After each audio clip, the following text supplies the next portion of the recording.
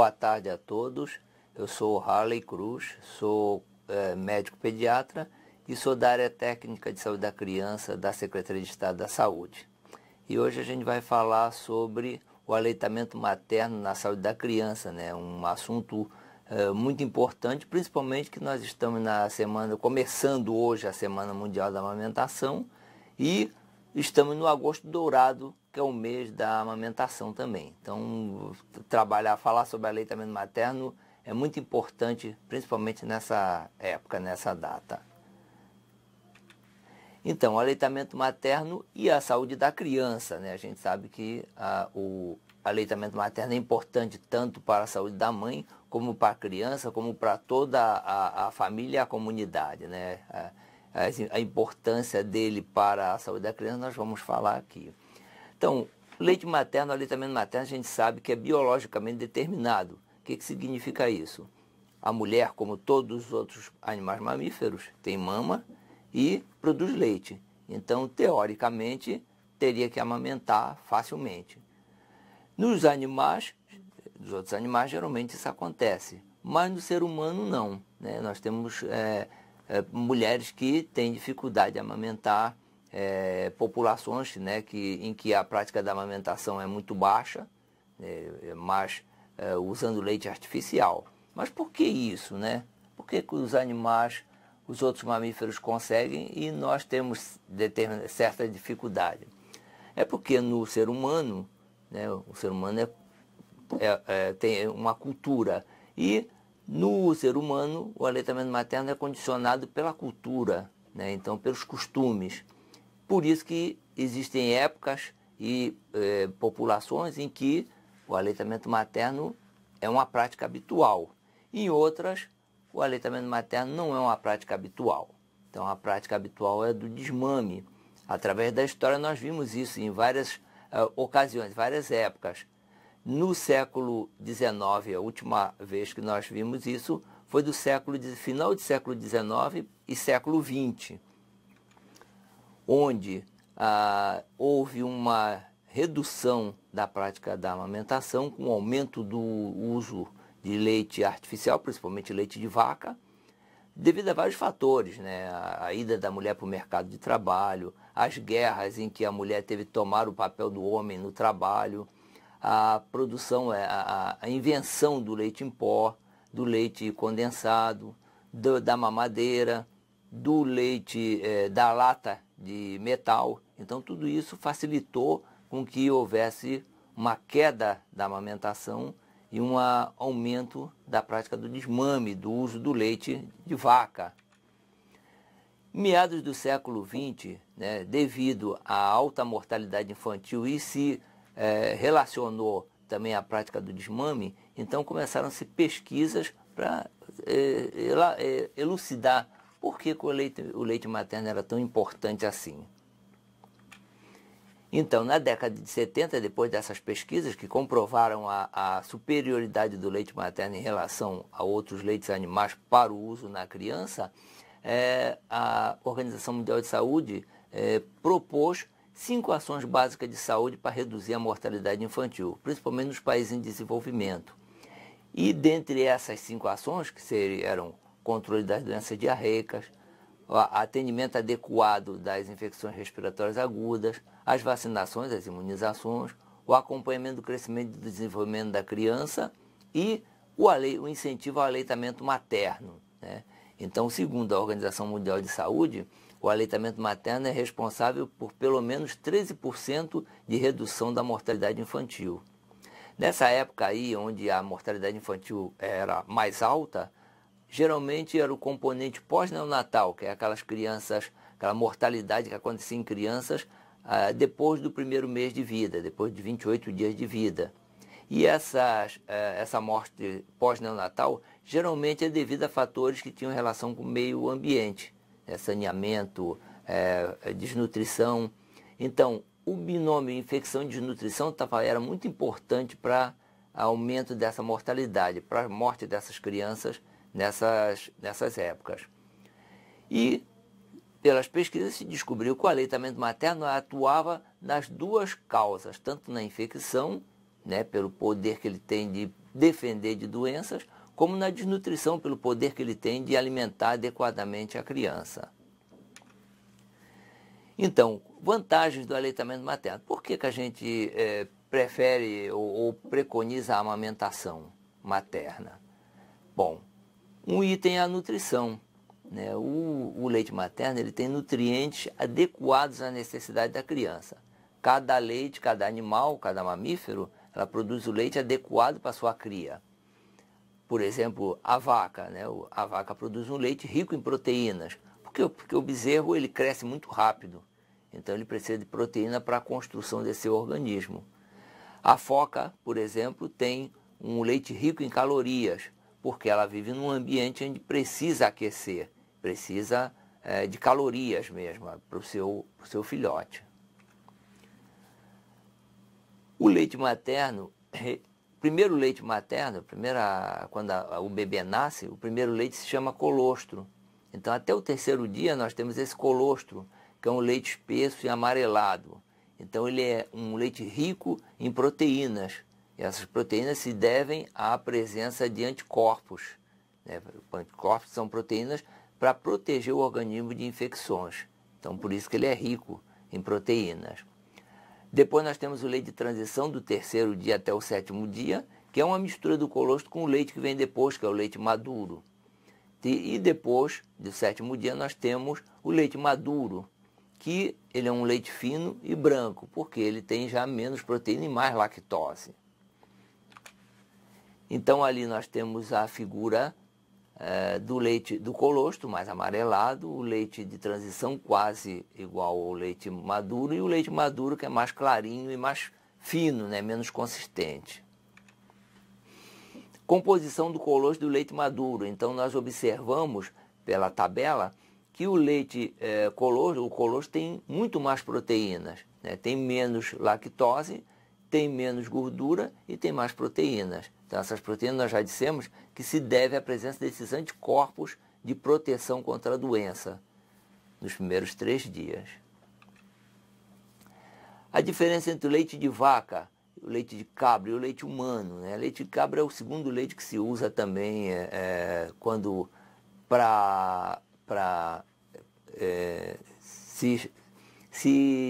quando não se está amamentando. A gente vê que em termos de calorias eles praticamente se igualam.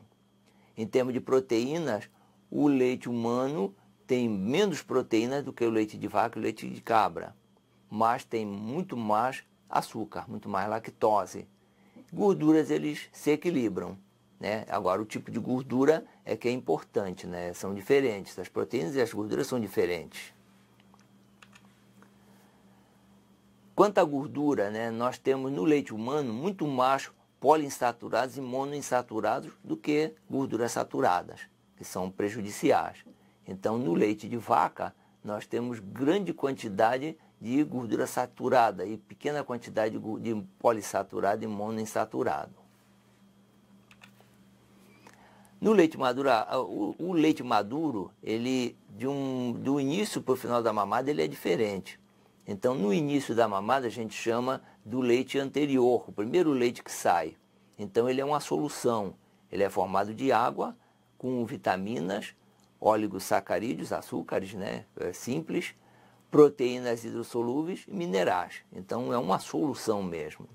O leite intermediário, que vem logo depois desse, numa mamada, ele é uma suspensão. Ele é formado de água com suspensão em caseína. Então, caseína que é um tipo de proteína, que nós vamos ver logo adiante. E o último leite é a emulsão, né? Então, é um leite rico em gordura e vitaminas lipossolúveis. Então, por isso que se recomenda em que o bebê mame toda uma mama, esgote toda uma mama, porque ele vai ter a vantagem desses 3 tipos de leite. Digestibilidade. Então, nós falamos que o leite o leite humano tem menos proteínas, né? E aí o tipo de proteína também é diferente. Então, no leite humano, nós temos 40% de caseína, que é uma proteína que ela é pouco solúvel, ela se flocula em flocos mais grossos, né? E a lactoalbumina, em termos torno de 60%. A maior parte é lactoalbumina, que ela se flocula em flocos finos, de fácil digestão. O leite de vaca já é o contrário, a maior parte é caseína. Por isso que o leite de vaca é pesado no estômago da criança. Ele forma coágulos grossos e de difícil digestão. Então demora mais. Muitas vezes a mãe dá um leite de vaca para a criança, um leite feito de proteína de leite de vaca, e acha que sim, que sustentou porque demora a criança a pedir de novo. Mas na verdade essa demora é porque demora mais a sair do estômago, a ser digerido, e por isso dá essa sensação de saciedade mais prolongada. Sobrecarga renal. Então nós vimos lá que o leite de vaca tem maior concentração de proteínas e minerais. Então isso não é uma vantagem, é uma desvantagem, porque vai sobrecarregar o rim da criança que não está preparado para receber essa carga toda de solutos, né, de proteína.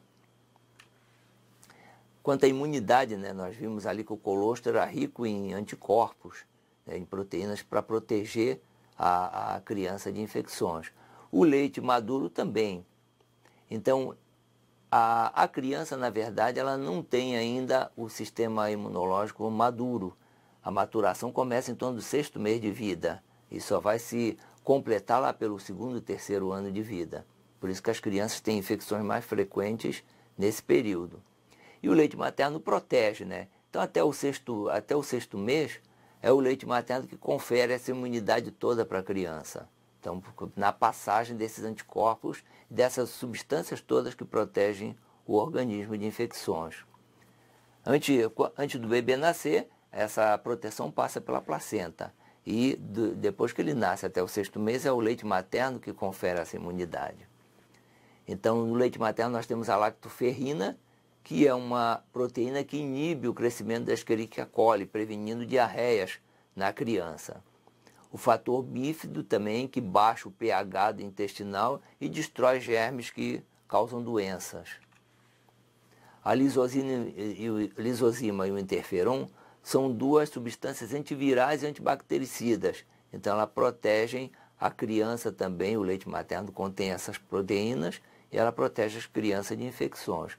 Leucócitos, na sua maioria macrófagos, que são aqueles que fazem fagocitose, destrói micro-organismos que penetrem no organismo.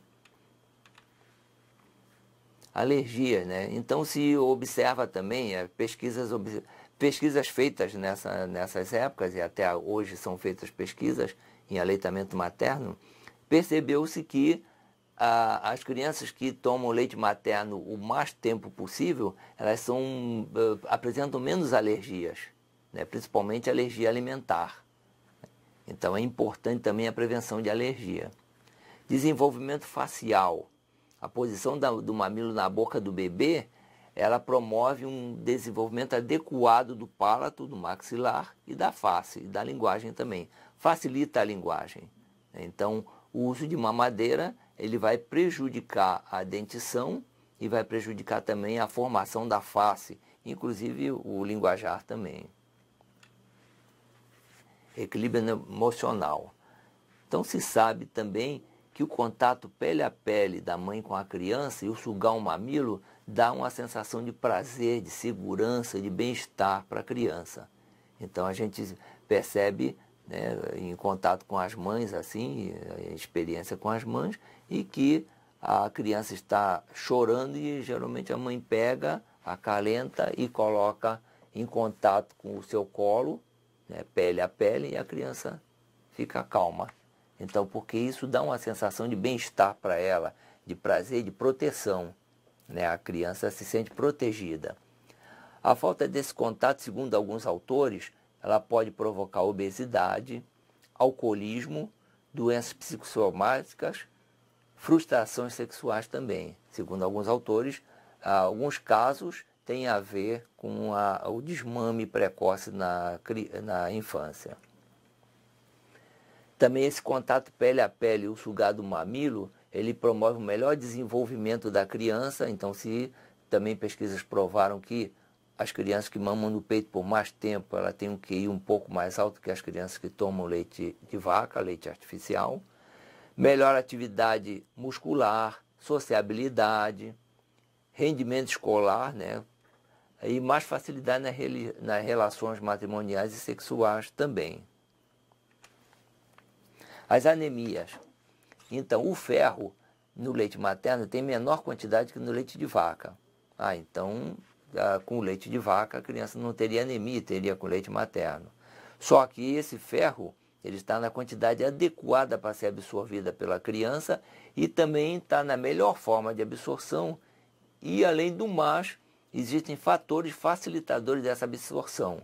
O leite materno tem vitamina C e vitamina E que facilita a absorção do ferro. Então, apesar de ter uma taxa menor de ferro, esse ferro é melhor absorvido. Então, previne anemia nas crianças que mamam no peito. Higiene, né? Uma coisa importante também é a higiene. A ausência de contaminação. Né? Se diz assim que o leite materno, né, por brincadeira, se diz que vai direto do produtor ao consumidor sem intermediário. Então, não há o perigo de manipulação e na higiene do leite ele ser contaminado. Então, um fator muito importante também. E outro fator importante, né, nós enumeramos 10 fatores, mas existem muito mais fatores de proteção e de vantagem do aleitamento materno em relação ao aleitamento artificial. A economia, né, ele não precisa ser comprado. A criança tem gratuitamente, né? Então não há gasto para a família, nem para os pais, nem para a família com leite artificial. Nós temos um quadro ali que mostra que o leite mais barato de fórmula, né, porque até 1 ano a criança deve usar a fórmula e não leite de vaca in natura. Então a fórmula mais barata, uma lata de 800 gramas, ela está em torno de R$ 37,99. Né? Isso o valor visto pelo site Consulta de Remédios em junho de 2018. Então, uma lata custaria R$ 37,99 do leite mais barato, lata de 800 gramas. E uma criança, uma mamadeira de 210 ml, que é a média de uma mamadeira da criança no primeiro semestre, ela teria uma quantidade por medidas, né, de 4,37 gramas a medida, quantidade total 30,6 gramas, número de mamadeiras 5 por dia e o rendimento de uma lata 5 dias. Então a gente multiplica 5 dias por R$ 37,99, nós vamos ver 6 vezes R$ 37,99, nós vamos ter o gasto que essa família vai ter com leite artificial por mês. É um gasto elevado, principalmente para aquelas famílias de baixa renda. Então, o leite materno deve ser exclusivo, né? Principalmente nos 6 primeiros meses. Então, o leite materno é o suficiente para alimentar a criança, não há a história de leite fraco, não. Nós temos que ver, sempre orientar a mãe da maneira correta, o manejo correto da amamentação e ajudá-la nas dificuldades que ela possam ter. Exclusivo tem que ser até 6 meses de idade, sem acréscimo de outros alimentos antes disso. Não necessita oferecer outros líquidos. O leite materno só, exclusivo, até os 6 meses de idade é o suficiente. Tem que ser em livre demanda, quer dizer, sempre que a criança solicitar, à vontade da criança. E também sem preocupação com o tempo de mamada. Então tem bebês que precisam mamar mais tempo e bebês que precisam mamar menos tempo. Também, à medida que o bebê cresce, também esse tempo de mamada ele mesmo vai diminuir, né? Porque ele vai sugar mais leite em menos tempo. Tipo de aleitamento materno. Nomenclatura, segundo a Organização Mundial de Saúde, de aleitamento materno. Nós temos aleitamento materno exclusivo, é aquele onde a criança só mama no peito, só toma leite materno, seja direto do peito ou de bancos de leite, né, ou ordenhado e dado para a criança. A criança pode estar tomando medicamentos também, gotas, medicamentos, xaropes, que também se considera aleitamento exclusivo, que isso não é alimento, né? Xarope e gota seria medicamento, não alimento. Aleitamento predominante é aquele onde a criança toma leite materno, mas também toma outros líquidos, que não outro leite. por exemplo, chás, água. Então, nós dizemos aleitamento materno predominante. Aleitamento materno é tudo. Criança mamando no peito, seja em que tipo que seja, é aleitamento materno. O complementado é aquele a partir de 6 meses, onde a criança toma o leite materno, continua tomando o leite materno, e complementado por outros alimentos, sólidos principalmente. E aleitamento misto ou parcial é aquele onde a criança toma leite materno e toma outro tipo de leite também. Então, a Colette Clark, em 1984, ela escreveu um livro, o livro do aleitamento materno, e ela colocou essa frase: o recém-nascido tem apenas 3 necessidades essenciais: o calor dos braços maternos, a certeza da presença da mãe para lhe dar segurança e o leite dos seus seios para lhe nutrir. O aleitamento materno satisfaz a todas essas necessidades. Então, nós vamos abrir para perguntas e respostas. Muito obrigado pela atenção de todos.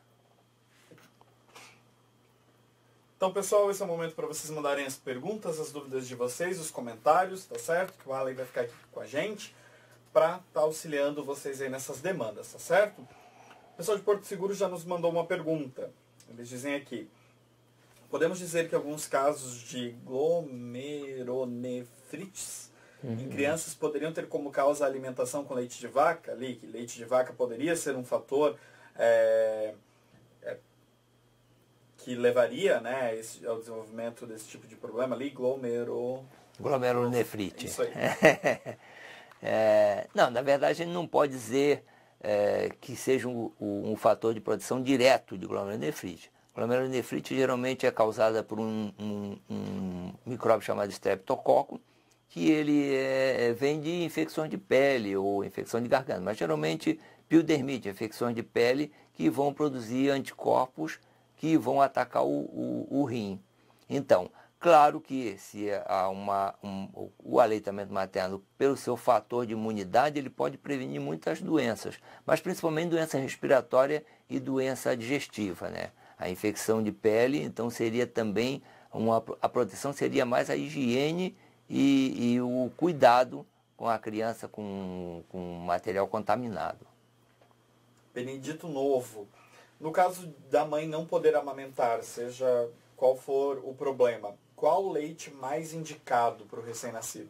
Na verdade, a gente não indica, a gente procura o máximo possível orientar essa mãe, porque se a gente consegue orientar da maneira correta, com um manejo adequado, dando apoio a essa mãe, dando confiança para que ela aceite as nossas sugestões, com certeza a maioria dos casos vai ter sucesso. Essa mãe vai ter sucesso.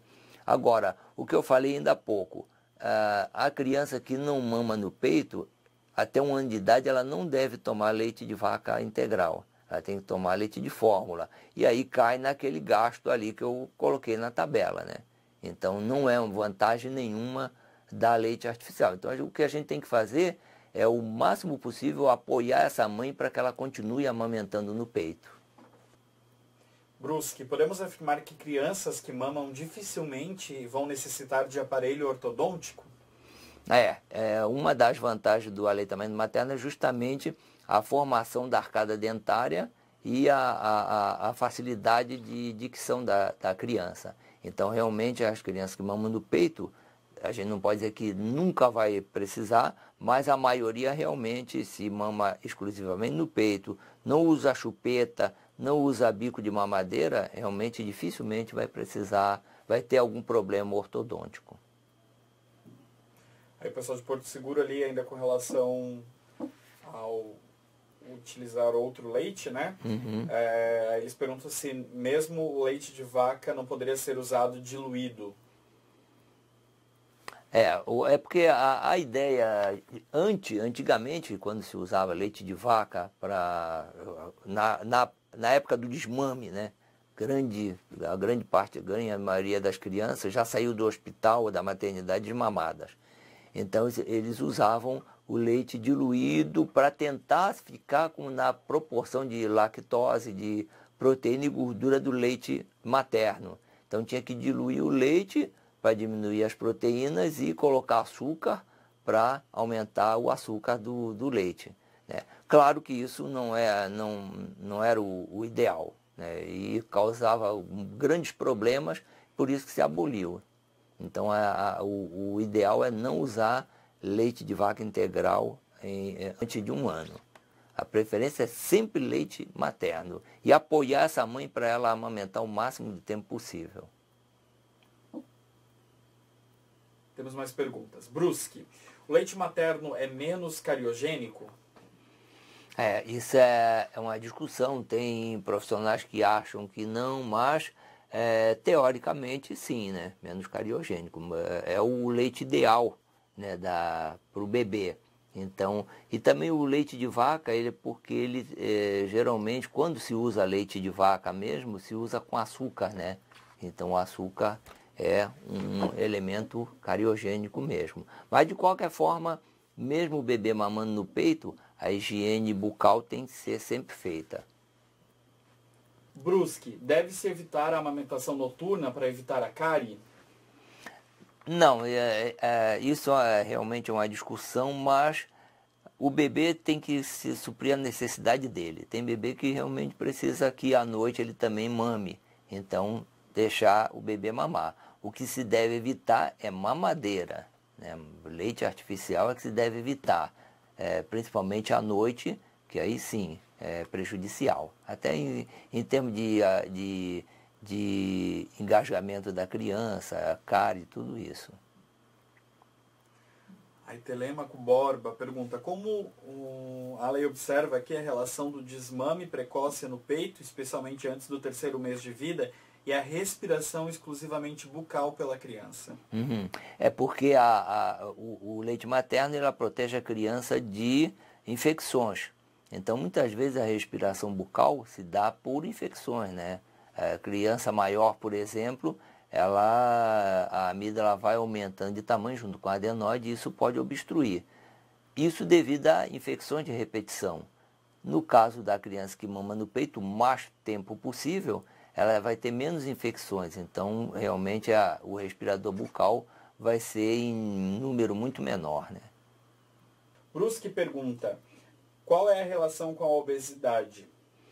Se sabe que a criança que mama no peito, ela previne obesidade e previne também desnutrição.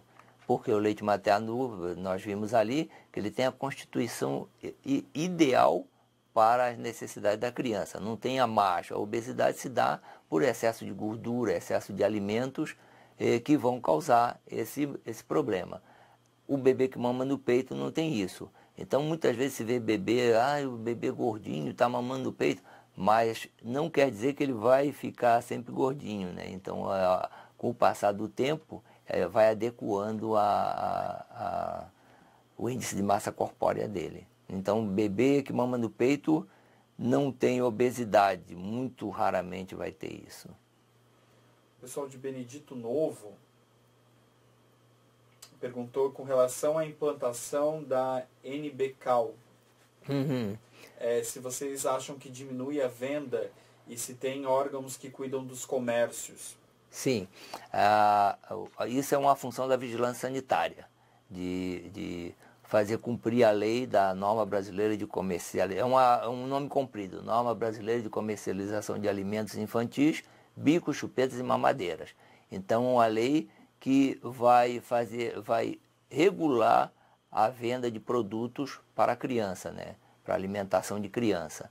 Então, o que a gente tem que fazer é fiscalizar. Então, a vigilância sanitária fiscaliza, qualquer denúncia também se passa para a vigilância sanitária, que vai fazer cumprir a lei, né? Então, essa lei, toda lei a gente diz que é proteção ao aleitamento materno. Então, a NBCal também é uma lei de proteção ao aleitamento materno. Evitar que produtos nocivos sejam oferecidos à criança. Ou então propaganda que sugira que outro alimento seja superior ao leite materno. Tanto que nas latas de leite de fórmula infantil, tem lá o aleitamento materno, o leite materno é o ideal, é o melhor alimento e tal, porque eles são obrigados a colocar devido à norma brasileira.